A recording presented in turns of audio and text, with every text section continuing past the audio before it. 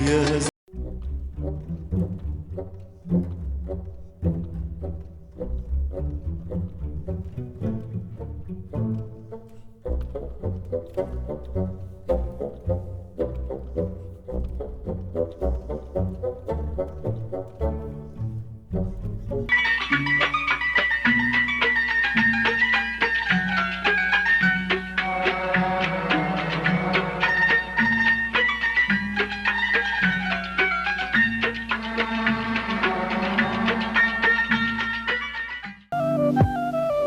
فتحي يا زهور فتحي واضحكي للنور وافرحي وافتحي قلبك.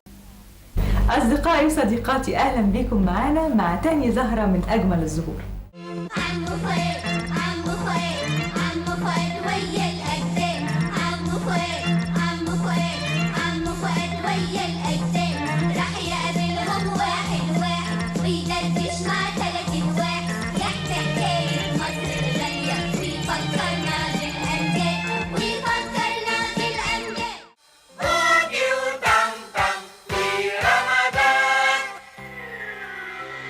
ألو نتحدث إليكم من الكرة الأرضية ونرسل إليكم الإشعار الآتي: يا خضور وصل الأرض بالسلامة. أولاد القمر والعلم اللي انتصر والخير والنور ظهر.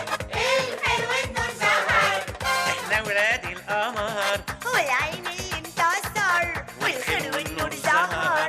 الخير والنور ظهر.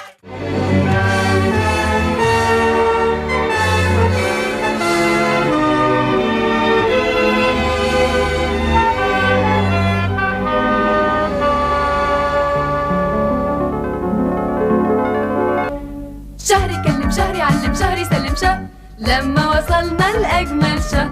شهري كلم شهري علم شهري سلم شه لما وصلنا لأجمل شه. اختار سيفك سرور ملك السبع بحور على بدر النور نطلع لقصر النور. كل الناس عاوزة تعرف ايه هو سر شمس، عشان كده انا مسافر لندن. حاجة غريبة، دلوقتي بشرب منها كتير، يكونش السر ده في البقاليل. بقليلة بتنطح بقليلة، بس لقيت الخواجة اللي هيقول لي على سر شمس. ثانك يو يا اخي. عارفين بقى السر ايه؟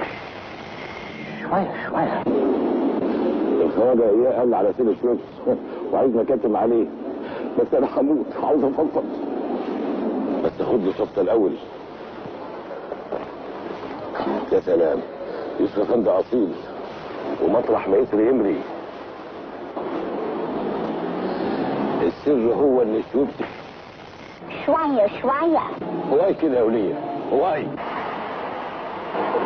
المرة دي قلت هتفهم ده بكليل عشان اقول لكم على السر براحتي بقى، بس خد لي جرعة الاول. يا سلام، صودا ليمون رايقه والباقيين اللي فيها بتنزل على الزور تزغزغه. السر بقى هو زي بعضه. السر بقى هو ده وقته. Yes of course I know. Can you speak London? تحت نفس الشمس وفوق نفس التراب كلنا بنجري. هو وهي هي وهو، هو وهي وهي وهو وهو وهي هي وهو هي هو.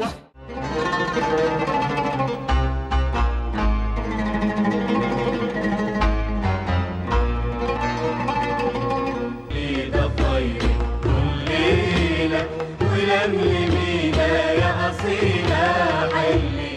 والله زمان.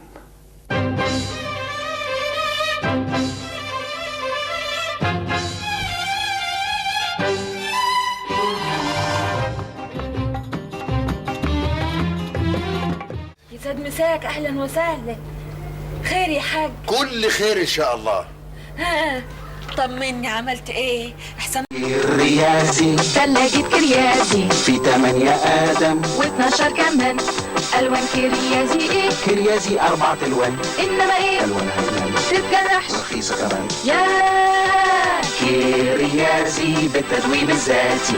كريازي هي حلم الكل. ثلاجة كريازي فريزر 70 لتر بالتزويد الذاتي، 4 ألوان وسعر لا يقارن. كريازي ثلاجة تساوي 10 ثلاجات. عارفين بيبقى فيه تماثيل من الشمع. لو انت داخل متحف الشمع وشفت تماثيل بني ادمين،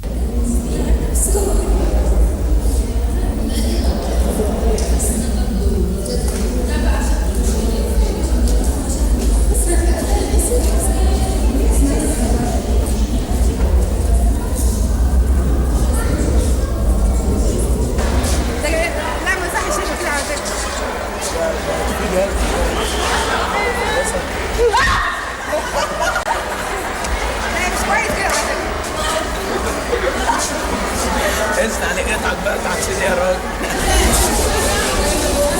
يلا يا فلان.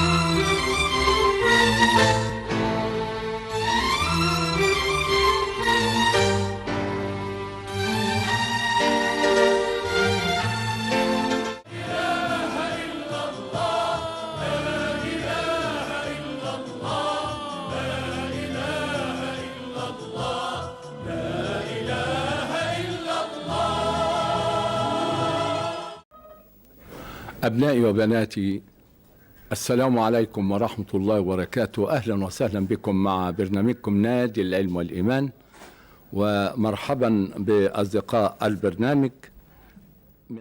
بسم الله الرحمن الرحيم.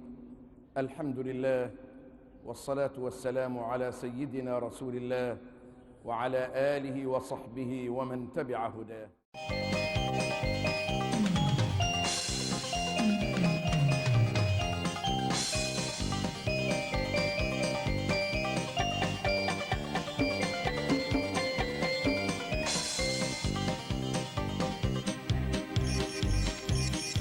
يقول: أنا موظف أؤخر صلاة الظهر حتى أنتهي من العمل وأصليها في المنزل قبل العصر، فما حكم ذلك؟ لا مانع من ذلك أبدا ما دمت قد أديت صلاة الظهر في وقتها قبل العصر.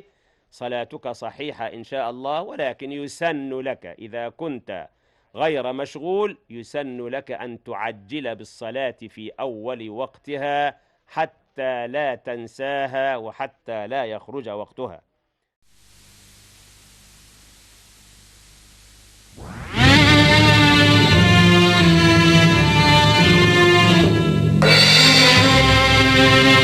الله تبارك وتعالى في الحديث القدسي: يؤتى بحسنات العبد وسيئاته يوم القيامة،